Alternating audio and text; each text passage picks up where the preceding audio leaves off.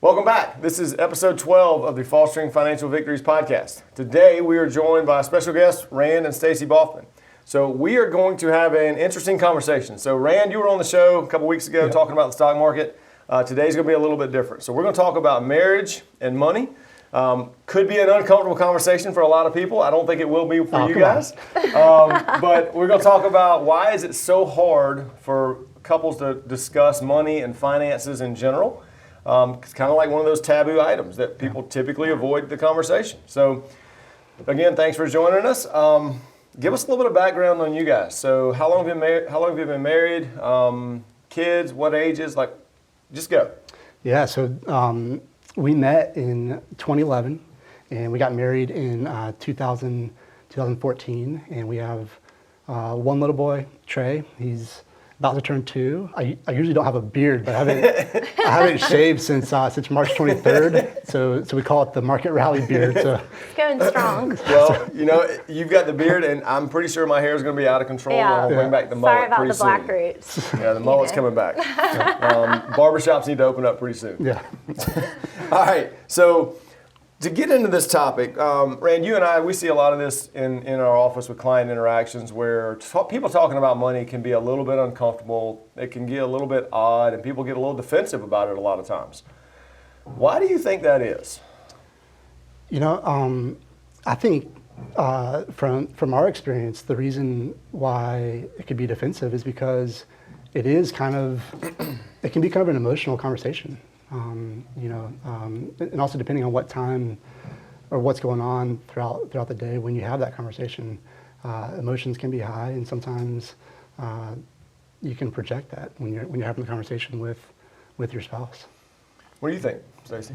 I think that you accumulate money in 2 ways that are emotional to begin with. I think you either work really hard for the money that you have, or it's been passed down to you through family or through a gift of some sort that probably has some sort of emotional tie too. So I think you have more of an emotional tie than you may have even realized to whatever income that you have coming in a lot of times. So Yeah. There's always something else attached to it. Right, Yeah. right. And the other person may not really understand that from a personal perspective, because if it's an inheritance, like you mentioned that, I didn't think about that part of it, because the inheritance side, if you inherit something from a grandparent, well, that's like almost like you're only tied to them. Right. Yeah, that makes a lot of sense. Right. Okay, so when you guys got married and started dating and all this, did you ever talk about money pre-getting married? We did. So Rand and I actually, about maybe 6 months before we actually got engaged, we might be kind of weird, I don't know if this is weird or not, but we thought it was good. We ended up going through kind of like a pre-engagement questionnaire that we would talk about, and every Thursday night we would go and have wine, and we would kind of pop around and have cocktail hour, and then we would basically go through these questions. I think it was sort of a security thing for both of us. We're both planners, we're both very logical, we both think long term, but we also I grew up in Colorado, he grew up here, so we came from different places, and I think we both realized that it was really important for us to be on the same page with the biggest things in life, even before we got engaged. So we started talking about it pretty early. Yeah. So. Okay, so I think that's probably one of the big takeaways for a lot of people is that they avoid that conversation during the dating phase, and then when you get married, you really don't know what the other person thinks about it. Right. So I've seen that personally with a lot of clients that their first conversation about money was after they got married. Yeah. That makes it a little bit more difficult. I can imagine, yeah. So the big question that I always get from a planner's perspective when couples are getting married, what do we do with personal accounts? Because you go from an individual having their own accounts to now you've got the marriage in there. Do you join accounts? Do you not? If you do, how do you do it? What do you guys do? So I think it goes back to having that open dialogue and conversation, pre-engagement, during engagement, et cetera. So when we got married, we knew when we got married that we both felt comfortable doing joint accounts, combining everything into a joint account. And but if we didn't have that conversation, and let's say I had broached the subject of, hey, we should combine everything, but Stacy didn't want to combine everything, then that could get awkward, right? And so, definitely, I think we had kind of taken that bullet out of the gun with those conversations before we even got engaged. And that kind of goes back to your original question of the emotional ties to money. I think some people are comfortable combining those things and some people aren't. For Rand and I, we felt from a personal standpoint that marriage is a total union of everything that we have, and we wanted to have our entire life, including our finances, combined. So we combine everything and we have from the very beginning. So that's how we choose to do it. Yeah. So when you combine your accounts, so my wife and I would do the same thing. So all the accounts have been combined from the day one when we got married. So I don't really know how you make it work if you have separate accounts from paying bills and all that stuff. But I do know that you have one person in the house that's typically doing the budgeting and doing the controlling of the money. How do you guys approach that? And what have you found to be successful? What have you found to be things that, hey, that didn't really work that well. We probably shouldn't do that again because that created some strife between the two. Maybe that hadn't been an issue. I don't know. No. I would say when we first got married, me being what I do, when we first got married, it was kind of my job to be kind of like the CFO.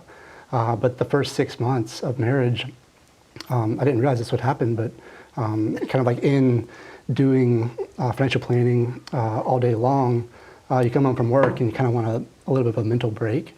And so I wasn't as diligent on our personal budget, et cetera, as I was on clients, just because of that mental break, wanting that mental break aspect, right? And so it took a couple months to have the conversation, but once I finally had the conversation with Stacy, she was like, oh my gosh, like, I love that stuff. And so it's kind of cool because she's kind of taken over kind of like the day-to-day, I guess, operational aspect of the budget. And I'm kind of more like big picture wise, like, hey, we should put these dollars here, we should pay this off, et cetera, et cetera. So it's been kind of a good. Right. I think it works out better for us just because I mean, I was a finance major too, so I like money and I deal with math a lot every day in my job. So I think that helps, but I think for us, just his being able to come home and kind of turn that piece off since it's on all day is a good thing, but also from a logic standpoint, I'm the one who's going to the grocery store and doing pretty much all of our day-to-day household budget spending. So it makes more sense from a logical standpoint for me to handle that just because I'm more on top of it, and I know I have a mental meter a little bit more clear because I'm the one that's doing the transactions. And you're kind of keeping up with the internal budget too, because you know what you've spent so far for the month on certain things. So exactly. That makes sense. Exactly. Okay. So how do you guys go about talking in terms of, I mean, you may do this, you may not, so I didn't ask you this before, but do you guys do a budget on a monthly basis? If you do, how does that look? When do you form it, or is it more of a quarterly thing or an annual thing? So we do have a budget, and we review that on a quarterly basis, just to kind of say, okay, were the line items on the budget, were they correct? Were they off? Do we need to shift the budget, et cetera? It's kind of interesting, and you can speak to this better. Yeah. But when we first started doing the budget, we were more just because it was kind of new. We were more diligent on checking on like a monthly basis. And then once we kind of figured out, okay, this is kind of the range of those items, then we kind of switched to more of a quarterly basis.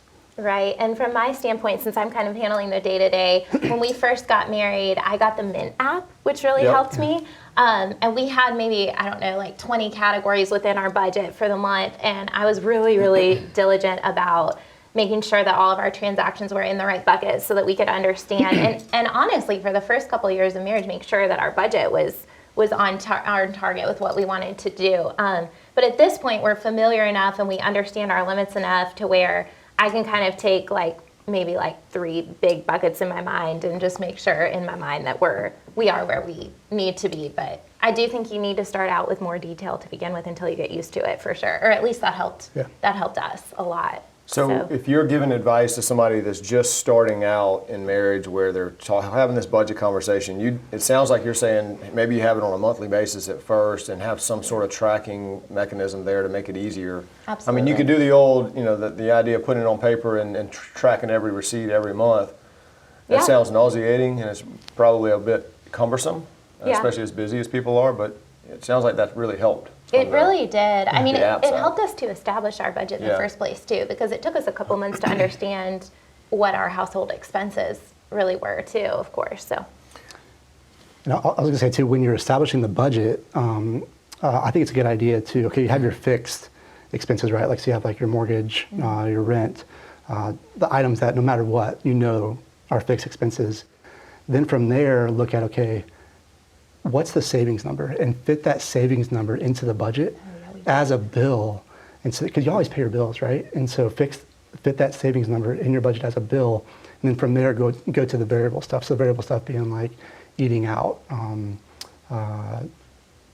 vacations. Your Amazon purchases and things like that may fluctuate. Yeah. That's a really good point, though. Rand taught me that early, and I'm grateful that he did. We've always built in our savings and our investment dollars now too as an expense. So that's auto drafted out of our account, which really helps because then we don't.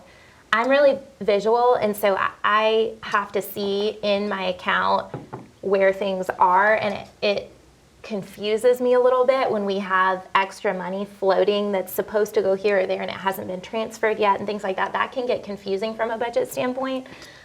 So Rand and I continuously talk and work on if we're moving money to other places on a constant basis, we really utilize auto drafting for that to make sure that it's not confusing from a budget ownership standpoint. So that helps. Is there anything that you guys found when you were going through the initial phases of that budgeting discussion and the exercise that was surprising, shocking? I'm laughing because I remember when we first got married, we're going through the budget, and Stacy's looking at the budget. She's like, "Hey, what is this $190 for cable?" And I was like, "What do you mean it's cable?" Like, oh yeah, that one was not cool.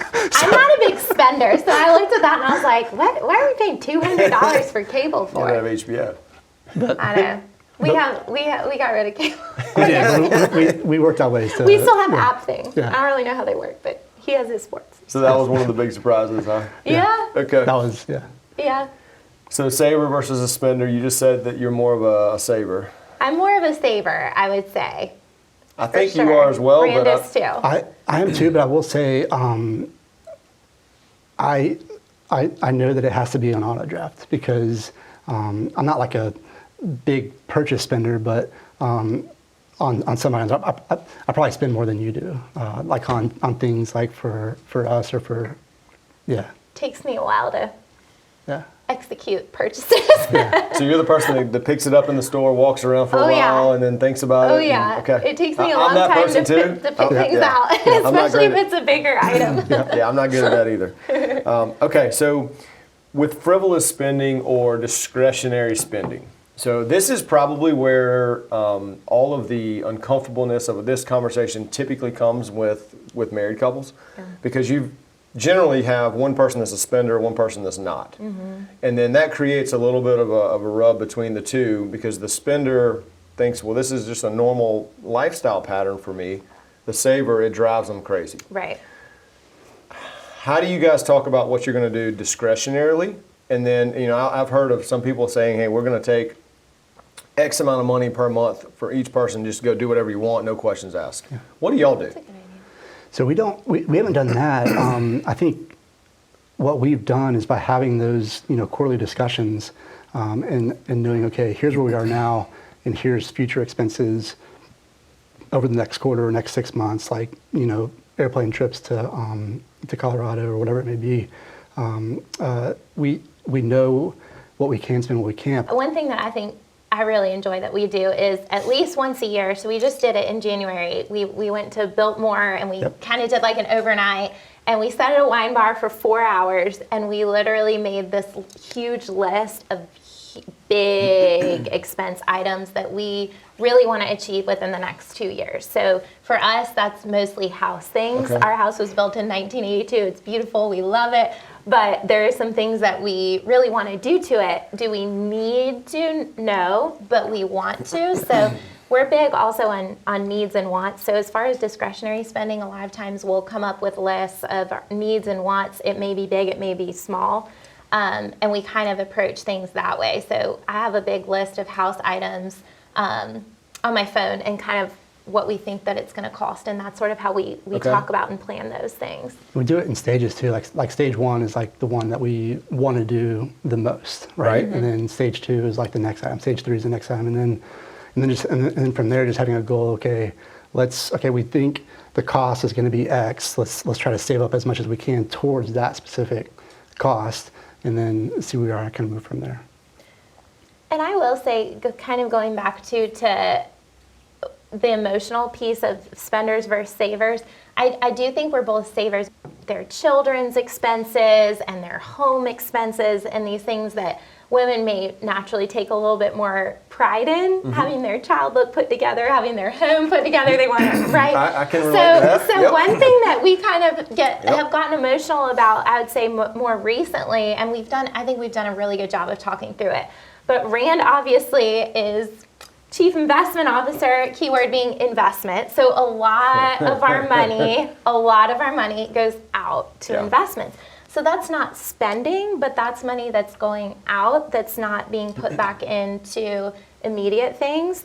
And I think sometimes that gets a little bit emotional for us. And so that's been a really, really great thing, I think, in the last year, that Rand has really sat down with me and taken the time to walk me through his reasoning behind the things that we're doing there, and just making sure that I'm comfortable from an emotional standpoint, because it's hard to see money going out in large amounts like that and not really seeing anything come out of it right now, And so I think he's done a really good job with that, and it's really helped me to understand that more and walk through it more. And What'd you think initially when Rand says, "Hey, we're going to put X amount of money in these investment accounts. We're going to go buy this thing"? Like, what was your initial thought there? My initial thought when we first got married, This is where it's going to be.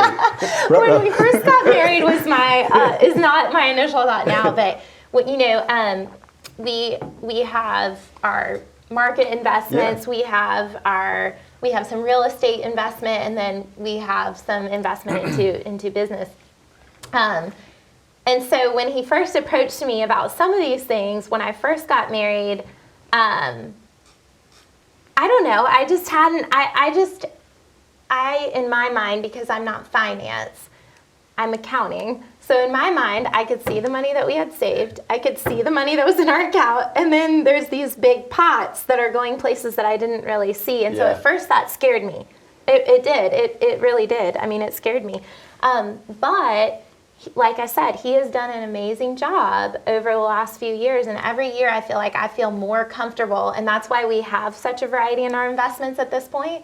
And we do have heavier investments in different areas than we did, obviously, when we first got married, is because he's gotten me to a point where I'm comfortable and I trust him, and I'm all in, and I agree, and I know it's going to be the right thing for our family long term. So I think that's it's important too, and is to make sure you're doing the updated plan as a unit, so that way you're both on the same page, because you can see those different investments on the balance sheet, and then see, okay, these are how those types of investments plan or are used for the future. So I think that's why it's important to have those planning meetings together as a unit.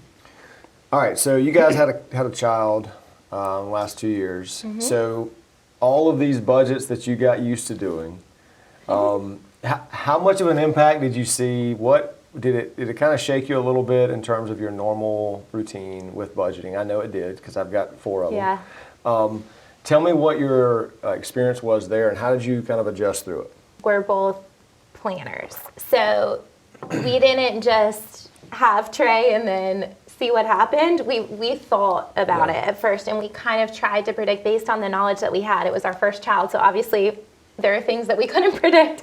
But based on the knowledge that we had of understanding what expenses could be, what would impact us on a day-to-day, how did we need to adjust our budget? And as he's grown, and you know this, as they grow, the expense moves. So when he was a baby, I breastfed for a year, so we didn't have to buy formula or anything like that. So I wouldn't say we really had that much of a financial impact the first year, but then he started eating food, like big food, and he's a big eater. So obviously that affected like our grocery bills. You know, they get older, they go through more diaper. Like there's all sorts of things like that you do have to think through, and then you run out of all of your sweet baby shower clothes that only go up to 12 months, and you have to purchase all of their wardrobes for all of the seasons. And they constantly that's buying probably the highest expense, I would say, is clothing. But I think that's why it's important just to have those conversations, you know, to make sure we're on the same page. Like, for example, when we did our last conversation, you know, I had no idea how much more expensive it was having like a nanny or a babysitter versus the late stay at daycare. Yeah, the corona has impacted us heavily, as I'm sure it has everyone else. So when that bill hit, I was like, what is this? Yeah, but he had that same reaction He that you had with the investing He side. did, exactly. Well, and that's what we recently obviously had that conversation. It made us realize that in times like this, when something happens, anything, right now it's COVID, but when something happens that throws off your normal, whoever's in charge of the day-to-day, the communication needs to go up. Because Rand didn't realize, you know, I'm sitting here shoveling out, and unfortunately we're not getting refunded by our nursery school. So we're paying for a nanny and nursery right now. So the nanny money going out, and then just us being home. I'm working from home part-time. Right. Work at the office part-time, but you know, the grocery bills are a lot higher too. Sure. So, and I had kind of like mentioned that on and off to him, but not really giving him numbers. So it made me realize we need to up our frequency of conversation, but yeah. All right. So when you guys start thinking about college, I know it's probably already come up from a discussion standpoint. How do you talk about that for those of you who haven't had that conversation yet? I think this would be really helpful to think through. How do you prioritize education for kids and really yourselves? You know, because those are two really big ticket items. Right. Well, Trey's just going to get a full ride to Clemson. Fair enough. No, I'm just kidding. But no, I think you know, just it's definitely a high priority for us, and so what we've done is set up just a couple of investment accounts for Trey that are specifically to be used for college. Like for example, any birthday money goes into this investment account to be used for college. Our goal is to fund college, but not take away from funding retirement. Retirement's a first priority, and saving for retirement's first priority. Second priority is college in that regard. Right. Yeah. And I will say one cool thing that I'll share that my family has done. My family values education a lot. And one cool thing is my grandparents started an account for my mom, and then my mom used that for college, and she had a little bit left over, and then my parents used that to grow my brother and I's college fund. Got it. And then we both had a little bit left over, and so we have a couple of different flows into Trey's custodial account. But that's one of the pieces that we've actually handed down from generation to generation. Yeah. So we do talk about too, we want to make sure that Trey has at least a little bit left over from whenever he does choose to go to college, so that he can continue that as well, because it's just kind of a special family seed that we've planted that I think we want to continue. So that's very cool. Yeah, very cool. So how do you have that conversation with grandparents? So I know a lot of people are going to ask this. You know, you get the first birthday and the second birthday where the kids get so much toys and stuff that you won't use or even know where all the parts are within 6 months. Did you guys have a conversation with your parents to say, hey, can we not do that and instead maybe fund this college account? Has that ever come up? We haven't had that conversation yet, but because I can see that conversation coming up. Yeah, giving you an idea. There's a lot of toys. A lot of toys. I don't know if Rand's mom will totally go for no toys. Maybe half and half. But maybe half and half. I think they'd be open to that. Yeah, maybe half and half. Yeah, definitely. Grancy loves buying toys. Grancy loves buying toys. Maybe you can send her this, and this will be the way you bring it out. Yes. Okay. Is there anything else that you guys have found that you think our listeners would find helpful when it comes down to just avoiding conflict? Like, is there a time of day that's better to have this conversation? A day of the week? Like, have you ever thought about from that perspective? Well, it's funny. So we actually just realized this earlier this month. When it's time to have the conversation, we have a code word. And it's like a white flag. It's like a safe word? Yeah. And it's chit chat. So it's like, hey, can we sit down and have a chit chat? That means, hey, like we just want to sit down and just go through the finances. Doesn't mean somebody is upset about something, or somebody doesn't like where money is going, or something like that. Which obviously those have to be conversations sometimes too. Because sometimes when they say I want to sit down and talk about money, it's more of a defensive conversation to begin with. And so the code word chit chat is to say, okay, defense is off. This is just a pure conversation. Let's just make sure we're on the same page. Just knowing, and like for example, the one we had, Stacy was just like, hey, I don't want to do this now, but these are ideas that I have for the future of things that I think would be nice to purchase for the future. And it was cool because by having that code word of chit chat, then I'm not thinking, oh my gosh, we can't do that now, But I'm thinking, okay, that's cool. Let's. Because we didn't start out the conversation that way, and so Rand thought that I was upset which it makes sense, because when I said I wanted to talk to him about, basically what I had brought up was I was thinking about my family a lot. I was on furlough last week for my job, so I was thinking a lot. I was thinking about my family and just the things that I value that my family's passed down, that I want to make sure that Trey feels, and things like that. And my grandmother is an antique dealer, and my family is big on world travel. And so a lot of our furniture and things in our home have really special sentimental value, but they may not be inexpensive items.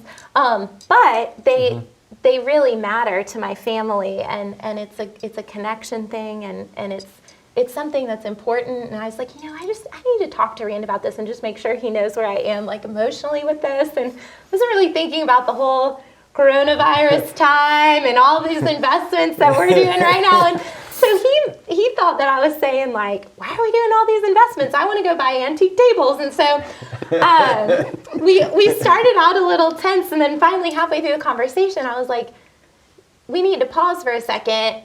I'm not saying I want to do any of this now. I just want you to know that this is where my mind is, and this is kind of where my heart is. And we just wanted to be able to talk about it. But I think he also needed the affirmation of me saying, I'm okay with all this money that's going out right now for the next year or two, and some of the things that we're investing in, because I agree with you. I just don't want you to forget where I am emotionally with some of this stuff long term.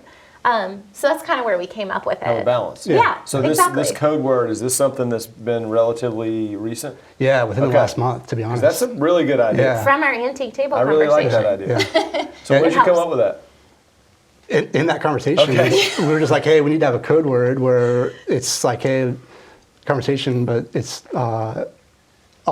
it's not meant to be a defensive conversation. So we're just sharing how we're feeling. Yeah. We're not accusing anybody of doing something. Exactly.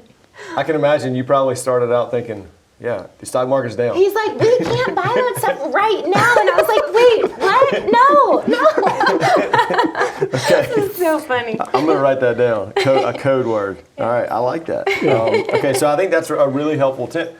The one key point somebody told me way back when we first got married was, don't ever have this conversation after a day of work. Because everybody's kind of really worn out, point. and it's a time of day where everybody's trying to decompress. You bring up something as emotional as money, it usually is not going to end well. It's a really, really good I've point. experienced that. I've we've made had that mistake. happen. It does not end well. Yep. No.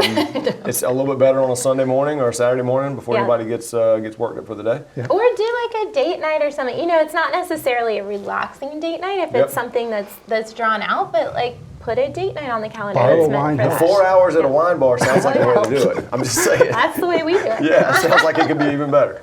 All right. Anything else that you guys think that would be helpful for people to kind of dive into at all?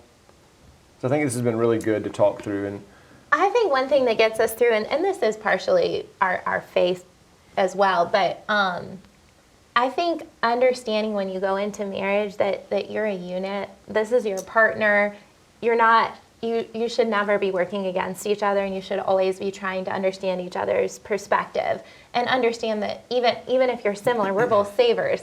Even if you're similar, your emotions aren't necessarily the same. It's a man versus a girl's perspective. Yeah. It's never going to be exactly in line. Or not a man and girl or whoever, but Well, and I think too is whoever your partner is, just understanding that. And understanding too, if one of you is a spender and one's a saver, just understanding that dynamic is a big help. Yeah. Yeah, Just knowing who your audience is. absolutely. Right. Okay, we're gonna cut it here. There's a couple questions. Did Rand give you? Did he tell you the questions? He did. He did, didn't he? He told me some planners. He told you the questions. All right. So I'm gonna Try to catch switch me it off up a guard. little bit. If there's anything in the world you could buy, regardless of how much it cost, what would it be? So I would buy, I think one of the most valuable experiences I had in my life growing up was my grandmother took us on international trips every other year. Okay. So if we were able to do that for Trey, I think just the exposure to different cultures, different religions, different worlds is so valuable and so enriching. That's something that I would love to be able to do. What would be your first trip to take him on? Greece. Greece. All right. What would be yours? So I was thinking about this. Can't say Greece. So mine would be, through this stay at home, just having more things to do at home. I always grew up with a basketball goal in the driveway, and I would love to get an in-ground basketball goal in the driveway, because I used to always just shoot hoops at night or whatever. But that's one of those things where, it's expensive, and I wouldn't purchase it now because it would just be me. But I want to purchase it whenever it's when it's me and Trey and can shoot together. Get it broke in. Yeah. It might take that long to put it together. That's They're a good not point. easy to do. Right? I'm not very handy. I know. That's a good point. We're going to have to hire somebody for that. All right. Last one. Last two things you spent money on. Doesn't have to be big ticket items. Just last two things. Curtains and curtain rods. That's exciting. But in this thrifty time of COVID, I guess we'll call it, when I was at home last week, I sold a bunch of old furniture I didn't want anymore, so I could buy new curtains and curtain rods. Oh, the savers right Unreal. there. Yeah. Disclaimer. Yeah. Before you see that go out. Right? Yeah. Okay. Well, we're going to stop it here, but I want to give you a little bit of an insight as to the next episode. So the next discussion that we'll have is going to be very similar to this, except it's going to be with a couple who have been married for, I believe it's over 30 years. Oh, I might be mistaken, but I'm pretty sure that that's where they are. So we're going to have a different point of view after they've been through a longer marriage and their kids are out of the house. So hopefully you'll join us next time for that. If you have any suggestions, questions, or topics, or if you want to get in touch with one of our wealth coaches to talk more individually, you can find us on our website at fostervictorwa.com. You can also find us on Instagram at fostervictorwealthadvisors. Thanks for joining us. Hope you guys got something out of this. Thanks, guys. Thank you. Thanks. Information contained in this podcast was intended for general use, not to be used as specific advice. For content tailored to your personal situation, please contact one of our wealth coaches.